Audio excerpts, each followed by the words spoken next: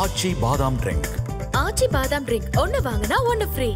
வந்தாச்சு தி சென்னை சில்க்ஸின் mega combo sale, summer chill out sale.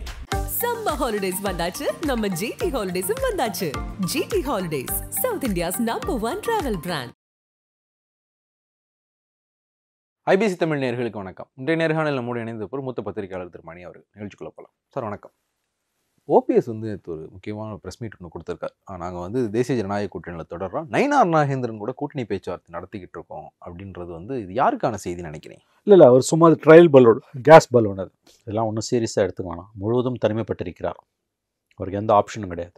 அவர் பண்ண ஒரு தப்பு, பார்லிமெண்ட் எலெக்ஷன் முடிஞ்ச உடனே தனியாக நின்று அப்போ 3 லட்சம் ஓட்டு வாங்கினார்ல, ஒரு பார்ட்டியை ஃப்ளோட் பண்ணிட்டு இருக்கணும்.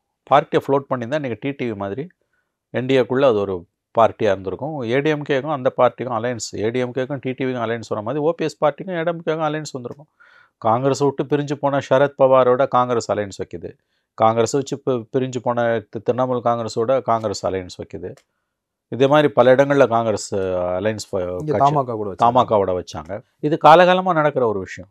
அந்த பொலிட்டிக்கல் ஃபோர்சைட் ஓபிஎஸ்க்கு இல்லை. களத்தில் போட வேண்டிய சந்தையை அவர் கோர்ட்டில் போய் போட்டுக்கிட்டு இருந்தார். டிடிவி மாதிரி அவர் தனி ஆவர்த்தனத்துக்கு போயிட்டு இருந்தார்னா இன்றைக்கி என்டிஏக்குள்ளே அவர் இருந்திருக்கலாம். இன்றைக்கி அவர் ஏடிஎம்கே கிடையாது. அவர் நேற்று அவர் ப்ரெஸ் மீட்லாம் பார்த்தீங்கன்னா ரொம்ப பாவமாக இருக்குது, பரிதாபமாக இருக்குது. அவரு வைத்தியலிங்கம் அதாவது நாங்கள் இல்லைன்னா ஜெயிக்க முடியாது, எல்லாம் சும்மா கதை, இதெல்லாம் முழுவதும் இவர்கள் தனிமைப்படுத்தப்பட்டிருக்கிறார்கள். எடப்பாடி கிட்ட தான் ஏடிஎம்கே இருக்குது. பிஜேபி எடப்பாடியோட தான் பேசுது, டிடிவியோட தான் பேசுது. ஆகவே நேற்றைய ஓபிஎஸோட ப்ரெஸ் மீட்டை நீங்கள் சீரியஸாக எடுத்துக்க வேணாம். அது ஒரு தோல்வி அடைந்த ஒருவருடைய புலம்பல் என்று தான் நீங்கள் எடுத்துக்கொள்ள வேண்டும். நம்ம இதுக்கு முன்னாடி அதிமுக பாஜக கூட்டணி பற்றி பேசும்போது ஸ்டில் இபிஎஸ்ஸை பாஜக முழுமையாக நம்பலை, அவர் இலிட்ரேட் பண்ணுற மாதிரியான விஷயங்கள் பண்ணிகிட்டு இருக்காங்க அப்படின்போது நீங்கள் ஒரு கருத்து சொல்லியிருந்தீங்க. நயினார் நாகேந்திரன் கூட நான் கூட்டணி பேச்சுவார்த்தை நடத்திக்கிட்டு இருக்கேன்னு ஓபிஎஸ் சொல்லி 24 மணி நேரம் ஆக போகுது. இப்போ வரைக்கும் பாஜக தரப்புல இல்லைங்க. அவங்க நான் சொல்கிறேங்க, நீங்களும் நானும் தாங்க இதை சீரியஸாக எடுத்துக்கிறோம். தமிழ்நாடு மீடியா தான் வேறு வழி இல்லாமல் வெறும் வாய் மேல்றவனுக்கு அவள் கடிச்ச மாதிரி இதை சீரியஸாக எடுத்துக்குது. Nobody takes OPS seriously. Nainar Nagendran இதுக்கு பதில் கொடுக்கக்கூடாது. எஸ் நோ ரெண்டுமே அவர் சொல்லக்கூடாது. ஓபிஎஸ் இன்றைக்கி துரதிருஷ்டவசமாக ஓபிஎஸ், நான் யாரையும் இழிவுபடுத்த விரும்பலை. ஓபிஎஸ் அவர் இன்றைக்கி ஒரு ஸ்பென்ட் ஃபோர்ஸ். அவர்கிட்ட அவர் ஒரு தனி நபர், அவர் தனி மரம், ஆழமாக தனி மரமாக நிற்கிறார். அவர் இன்றைக்கி இந்த வைத்தியலிங்கம், மனோஜ் இவங்கெல்லாம் இவர்களை வைத்து கொண்டெல்லாம் நீங்கள் ஒரு கட்சி அமைப்பெல்லாம் ஒன்றுமே பண்ண முடியாது. நீ தனியாக உங்களுக்கு அப்படி ஒரு வல்லமை இருந்ததுன்னா தனியாக கட்சி ஆரம்பிச்சு 3 லட்சம் ஓட்டு ராம்நாட்டில் வாங்கினீங்கல்ல, ஒரு பார்ட்டியை ரெஜிஸ்டர் பண்ணி தனியாக போயிட்டுருக்கணும். ஏடிஎம்கே உள்ளேயே இருந்து சண்டை போட்டுக்கிட்டு இன்றைக்கி நாங்கள் இல்லைன்னா ஜெயிக்க முடியாது, உங்களை என்றைக்கு அமித்ஷா உங்கள் ஏடிஎம்கே உள் விவகாரத்தில் தலையிட மாட்டேன்னு சொன்னாரோ அன்றைக்கி முடிஞ்சு போச்சு உங்கள் கதை. ஆகவே ஓபிஎஸ்ஸை நான் சீரியஸாக எடுத்துக்கொள்ளவில்லை. நயினார்லாம் இதுக்கு பதில் சொல்ல வேண்டிய அவசியமும் கிடையாது. நயினார் பதில் சொல்லவும் மாட்டார். ஒரே ஒரு ஆப்ஷன் தான் ஓபிஎஸ்க்கு இருக்குது. இப்போயாவது ஒரு கட்சி ஆரம்பித்து எந்த பகுதிகளில் ஒரு பலம் இருக்குதுன்னு நினைக்கிறாரோ அங்கே கொடி எடுத்துகிட்டு போகணும். அது போகாமல் கோர்ட்டில் போய் சண்டை போட்டு இருக்கிறதால எந்த பிரயோஜனமும் கிடையாது. ஏன் இவ்வளோ சீரியஸாக இது எடுக்கணும் அப்படின்னா, நேற்று நத்தம் விஸ்வநாதன் நேற்று காலையில் தான் பேசுகிறார். ஓபிஎஸ் கூடயும் டிடிவி கூடயும் நாங்கள் கூட்டணி வைக்க மாட்டோம், பாஜகவுக்கு ஒரு ஐடியா இருக்குது, இதில் இவங்களை என்டிஏல இது பண்ணிக்கலாம், சேர்த்துக்கலாம், டிடிவியோட அமமுக என்டிஏல சேர்த்துக்கலாம் அப்படின்ற தொடர்பான பேச்சுவார்த்தைகளை பாஜக இந்தியாவில் தாங்க இருக்கிறாங்க, எடப்பாடி பழனிசாமியும் சேர்த்து. ஆனால் நத்தம் விஸ்வநாதன் நேற்று சொல்கிறார், நாங்கள் ஓபிஎஸ் கூடயும் டிடிவி கூடயும் கூட்டணி வைக்க மாட்டோம் அப்படின்னு. அதுக்கு சாயந்தரம் ஓபிஎஸ் நயினார் நாகேந்திரன் கூட கூட்டணி வச்சு சீரியஸாக பார்க்காதீங்கன்றாங்க. நத்தம் விஸ்வநாதன் பேசுறதுலாம் ஒரு பெரிய அர்த்தமும் கிடையாது. எல்லாரும் இழுத்து பிடிச்சி அவங்க உள்ளே கொண்டு வந்துடுவாங்க. அவங்க ஏடிஎம்கேல தானே நீ சேரக்கூடாது, அலைன்ஸ் வச்சு கொண்டுருவாங்க. அதனால் கிட்ட நாள் நெருங்கும் போது எடப்பாடியால் இவ்வளோ பிடிவாதத்தை காட்ட முடியாது. டிடிவி விஷயத்தில் ஓபிஎஸ் கட்சி ஆரம்பித்தா அவருக்கு ஒரு எதிர்காலம் உண்டுங்க. கட்சி ஆரம்பிக்கலைன்னா 26 கரைந்து போவார், முழுவதுமாக அவர் கரைந்து போவார். அவர் பண்ணது எல்லாமே ஸ்ட்ராட்டஜிக் பிளண்டர். ஆகவே அவர் அதற்கான பதிலை வினை விதைத்தவன் வினையாக இருப்பான், அவ்வளோதான். அவர் செய்த தவறுகளுக்கான பலனை தான் ஓபிஎஸ் அனுபவித்து கொண்டிருக்கிறார். பிஜேபி நம்பி போனால் தெருவில் நிற்கணுன்றதுக்கு இது உதாரணம். தர்ம யுத்தம் ஆரம்பின்னு சொன்னது யார்? கடைசியில் இன்றைக்கி அவங்கெல்லாம் எங்கே போயிட்டாங்க? பிஜேபியை நம்பினா நீ தெருவுக்கு வருவன்றது ஓபிஎஸ் அரசியல் கிடைக்கிற பாடம் நமக்கு. இனிமேல் ஒன்றும் பிஜேபி அவரெல்லாம் எனக்கு தெரிஞ்சு காப்பாற்று. தனியாக கட்சி போனால் ஒரு சீனை போடலாம், ஒரு ஃபைட்டை கொடுக்கலாம். அவர் எதுக்குமே தயாராக இல்லை. அவர் அப்புறம் எப்படி அவரால் அரசியலில் நிற்க முடியும்? அவரை நீக்கினது தான். கட்சி எடப்பாடி கண்ட்ரோலில் தான் இருக்குது. உங்களுக்கு பிடிக்குதோ பிடிக்கலையோ, அதாவது அழுகிற புள்ள தான் பால் பிடிக்கும். டிடிவி மாதிரி தனியாக ஒரு அமைப்பை வச்சுட்டு மோதி இருந்தார்னா கொஞ்சம் நிமிர்ந்து பார்ப்பாங்க. அது இல்லைன்னா நீங்கள் அப்படியே கரைஞ்சி போக வேண்டியதுதான் 26. அவர் தான் தெளிவாக அமித்ஷா சொல்லிட்டார்ல, பேச்சுவார்த்தைலாம் எடப்பாடியோடு தான் நடத்துவாங்க. அப்பாயின்மெண்ட்டே கொடுக்க மாட்டாங்க பார்க்குறதுக்கு. இப்போ நேற்று சொல்கிறாருல அவர், அழைத்து பேசாதது வருத்தமாக இருக்கு. இதுதான் பிஜேபி. இது உங்களுக்கு தெரியாமல் போய் பலியானீங்க. நீங்கள் யாரை எதிர்த்து தர்ம யுத்தம் தொடங்குனீங்களோ அவங்களோடய போய் சேர்ந்தீங்கன்னா அன்றைக்கே உங்கள் அரசியல் முடிஞ்சு போச்சுங்க. அவ்வளோதாங்க. அது மேலே அதில் பேசுகிறதுக்கு ஒன்றுமே இல்லைங்க. ஒரு கட்சி ஆரம்பிக்காம தான் 2024 மக்களவைத் தேர்தலில் தென் மாவட்டங்கள் வந்து ஒரு பெரிய அதிர்வை ஏற்படுத்தியிருந்தார். இவர் ராமநாதபுரத்தில் போட்டியிட்டார்னாலும் திருநெல்வேலி, மதுரைன்னு பல இடங்களில் வந்து ஓபிஎஸ்னுடைய அதிர்வு வந்து நான் களத்துக்கு போய் என்னால் வந்து அதை ஃபீல் பண்ணவும் முடிஞ்சது. காலமாக அதிமுகவுக்கு வாக்களித்த மக்கள் ஓபிஎஸ்ஸுக்காக நாங்கள் அதிமுகவுக்கு வாக்களிக்கல, இந்த ரெட்டலைக்கு தான் நாங்கள் ஓட்டு போட்டோம், இந்த ரெட்டலை தான் ஜெயிக்க வச்சோம். ஆனால் ஓபிஎஸ்க்கு எடப்பாடி பழனிசாமி பண்ண துரோகத்துக்காக நாங்கள் வந்து ரெட்டலை தோக்கடிக்க போகிறோம் அப்படின்னு வந்து பலர் என்கிட்ட சொன்னதை நானே வந்து கேட்டிருக்கேன். ஸோ ஓபிஎஸ்க்கு அங்கே ஒரு ஆதரவாளி இருக்குதானே, கட்சி இல்லாமல் தானே கட்சி இல்லாமல் தானே அவர் நடத்தி காட்டினார். அதைத்தான் நான் சொல்கிறேன். இதோட அடுத்த கட்டம் நீ கட்சி ஆரம்பிக்கிறது. உங்களுக்கு சப்போர்ட் இருக்குன்றது தெளிவாக தெரியுது. அந்த ஏரியாவில் சாதி ஓட்டு என்ன ஓட்ட வேணால் இருந்துட்டு போட்டோம், அந்த குறிப்பிட்ட பகுதியில் உங்களுக்கு ஓட் பேங்க் இருக்குது. நீங்கள் கட்சி ஆரம்பிக்கணும்னு அதுக்கு தானே நான் சொல்கிறேன். இவ்வளோ நேரம் அதை தான் நான் சொல்கிறேன். 24 தேர்தலில் உங்கள் களத்தை உங்களோட பவரை ஓரளவு நீங்கள் நிரூபிச்சிங்க. 3 லட்சம் ஓட்டு வாங்கினீங்க. ஒரு கூட இருக்க 4-5 தொகுதிகளில் ஓட்டு வாங்கினீங்க, சமூகத்தை சார்ந்தவர்களோட ஓட்டு. அதுலேருந்து நீங்கள் என்ன பாடம் கற்றுக்கணும்? இம்மீடியட்டாக கட்சி ஆரம்பிச்சிருக்கணும்.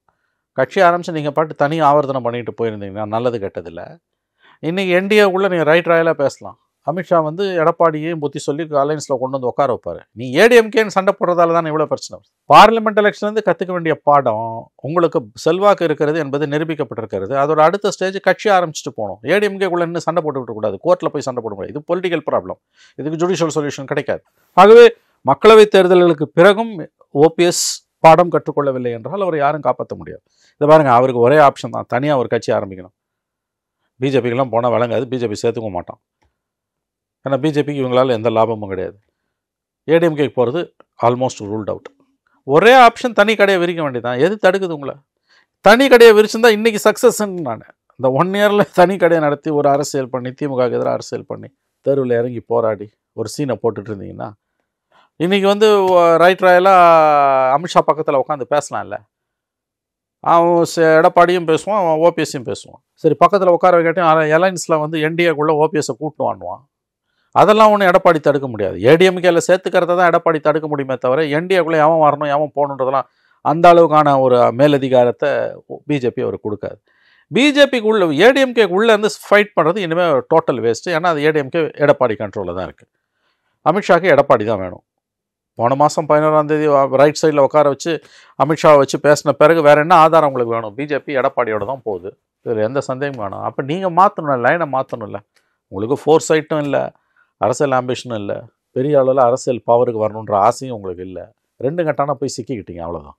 இப்போது 2026 பாஜகவுக்கு இருக்கிற ஒரு நோக்கம், அட் எனி காஸ்ட் திமுக வந்து ஆட்சி அதிகாரத்துலேருந்து அகற்றிடணும். அவங்களுக்கு வந்து 2029 அந்த தேர்தலுக்கு முன்னாடியுமே வந்து மத்திய அரசை எதிர்த்து குரல் கொடுக்கறதுல வந்து திமுக முன்னணியில் இருக்கிறது மாதிரியான விஷயங்கள், திமுக போட்ட வழக்கினுடைய ஒரு இதுக்கு வந்து குடியரசுத் தலைவர் உச்சநீதிமன்றத்துக்கு கேள்வி எழுப்புற மாதிரியான எதிர்வினைகள் வந்து மத்திய அரசு நிறைய குடைச்சலில் கொடுத்துக்கிட்டு இருக்கு. திமுகவை அகற்றணும். ஸோ திமுகவை அகற்றுறதுக்கு வந்து இவங்க எல்லாரையும் உள்ள சேர்க்க வேண்டியது இருக்கு. ஓபிஎஸ்னுடைய பலம் எங்க இருக்குன்னா, திண்டுக்கல்ல இருந்து கன்னியாகுமரி வரைக்கும் 60 சட்டப்பேரவை தொகுதிகள் இருக்கு. அந்த 60 சட்டப்பேரவை தொகுதியில் இவரால் பெரிய டேமேஜ் வந்து உருவாக்க முடியும். அதை வந்து நிரூபிச்சும் காட்டியிருக்காரு. அப்படிங்கும்போது இவங்களுக்கும் அவர் தேவைதானப்படுறாரு.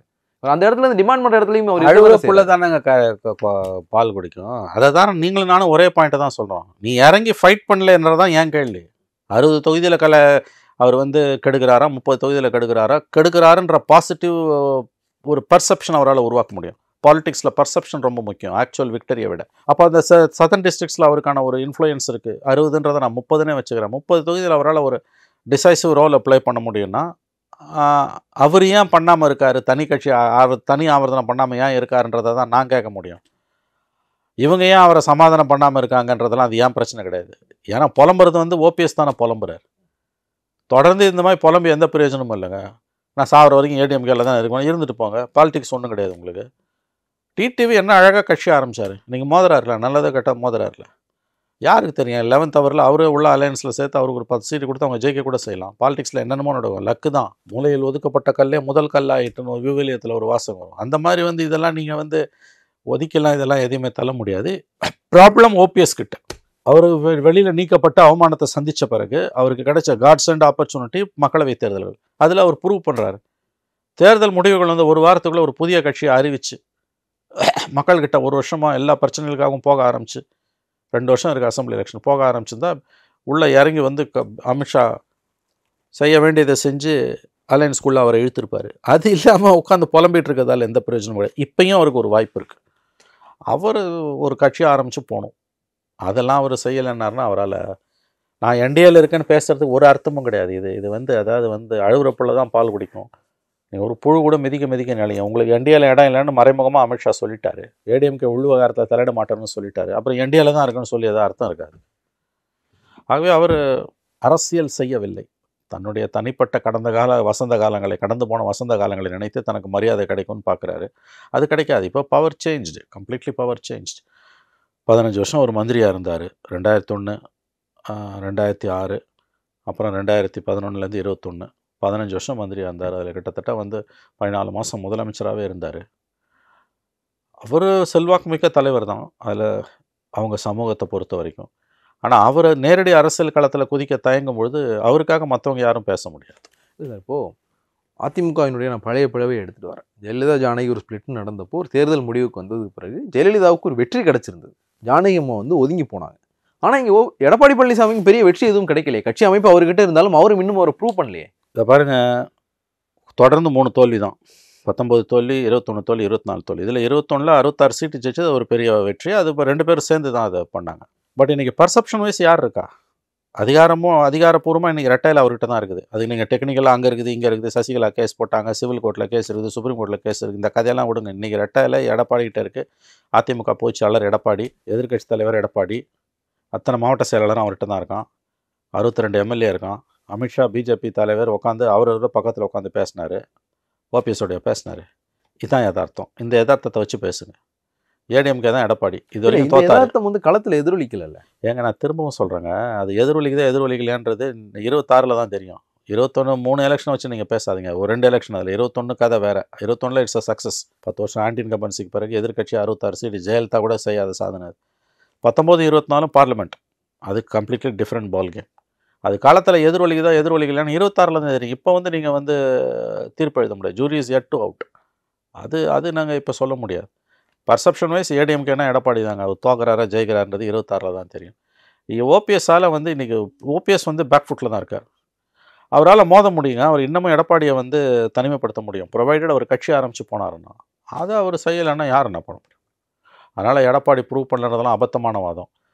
21ல் ப்ரூவ் பட்டார். 19 24 பண்ணல. கட்சி அவர்களை தான் இருக்குது. 26ல் நீங்கள் சொல்கிறது நான் ஒத்துக்கிறேன். தோத்தாருன்னா காலி. அப்போ அவர் ப்ரூவ் பண்ணலன்னு அர்த்தம். அந்த வாய்ப்பு இது வரைக்கும் அவருக்கு வரல. 26 அதுக்கான களம். அது 26ல் தான் நமக்கு தெரிய வரும். இப்போது ஓபிஎஸ்க்கு இழக்கிறதுக்கு ஒன்றும் இல்லை. ஏன்னா அவருக்கு எதுவுமே கெயின் இல்லை. எடப்பாடி பழனிசாமி கிட்ட கட்சி இருக்குல்ல. 26ல் ஜெயிக்கலை அப்படின்னா அவர் தான் எனக்கு நான் என் தலைமையில் கட்சி இருக்கட்டும் இல்லை தோத்துட்டு போட்டுன்றார். ஓபிஎஸ் உள்ளே சேர்த்துக்கிட்டு நான் எதுக்கு பண்ணணுன்ற அந்த அளவுக்கு அவருக்கு வந்து பர்சனல் ஈகோ இருக்குது. சசிகலா, தினகரன், ஓபிஎஸ் 3 பேரும் உள்ளே வந்தால் தான் கதையை முடிச்சுடுவாங்க அப்படின்ற எண்ணம் ஸ்டேட்டஸ்க்கு ஆன்டி 2017 பிப்ரவரி அவர் பார்க்குறாரு. இதில் சரி தப்புலாம் நம்ம பேச முடியாதுங்க. Everything is after all everything is good in love and war. இந்த பாலிடிக்ஸில் வந்து அவர் துரோகம் பண்ணிட்டார், அதை பண்ணிட்டார், இதை பண்ணலாம், அபத்தமான வாதம். இப்போ இருக்க நிலைமையை வந்து நம்ம கமெண்ட் பண்ண முடியும். நான் கேட்குறது, இவ்வளோ புலம்புற ஓபிஎஸ் அவருக்கான பொலிட்டிக்கல் ஃப்யூச்சரை அவரே கார்வ் அவுட் பண்ண முடியாமல் அவர்கிட்ட பணம் இல்லை. ஒரு கட்சி ஆரம்பித்து அவரால் நடத்த முடியாது. எனக்கு 60 தொகுதி அந்த சமூகத்து மக்கள் மத்தியில் இருக்குது இல்லைங்க. 60ன்றதை நான் 30 வச்சுக்கிறேன். 30 தொகுதி உங்கள் கண்ட்ரோலில் இருந்ததுனா கூட பெரிய விஷயம். வெற்றி தோல்வியை தீர்மானிக்கிறதுனா அமித்ஷா இறங்கி வருவார், பிஜேபி இறங்கி வரும். அழுகுற பிள்ளை தான் பால் குடிக்கும். அதை தான் நான் சொல்கிறேன். நீங்கள் உங்களுக்கு இருக்க பலத்தை காட்டக்கூட தெரியல. 24 எலெக்ஷனுக்கு பிறகு தைரியமாக களத்துக்கு வந்திருக்கணும். இன்னும் 2 வருஷம் கரெக்டாக 25 26 அப்போ ஏடிஎம்கேவை புஷ்பேக் பண்ணியிருக்க முடியும். அவன் காம்ப்ரமைஸுக்கு வந்திருப்பான். எதுவுமே எல்லாம் வீட்டில் பதிங்கன்னு திடீர்னு சாயங்காலம் ஒரு ப்ரெஸ் மீட் கொடுத்தா என்ன நடக்குது? ஒன்றும் நடக்காது. உங்களுக்கு பிஜேபி ஓபிஎஸ்ஐ கைவிட்டு விட்டது. அது ஒன்றோட போதும், உங்களுக்கு வந்து முடிஞ்சு போச்சு. மோடிக்கு ஜெயிக்கிறவங்கள தான் பிடிக்கும், ஞாபகம் வச்சுக்கோங்க. பார்க்கலாம். அவங்க இணைவு கருத்து மிக்க நன்றி. மற்றொரு நிகழ்ச்சி சிந்திக்கலாம். நன்றி, வணக்கம். ஆச்சி பாதாம் ட்ரிங்க். ஆச்சி பாதாம் ட்ரிங்க் ஒன்னு வாங்கினா ஒன்னு ஃப்ரீ. வந்தாச்சு தி சென்னை சில்க்ஸின் mega combo sale, summer chill out sale. Summer holidays வந்தாச்சு, நம்ம ஜிடி ஹாலிடேஸும் வந்தாச்சு.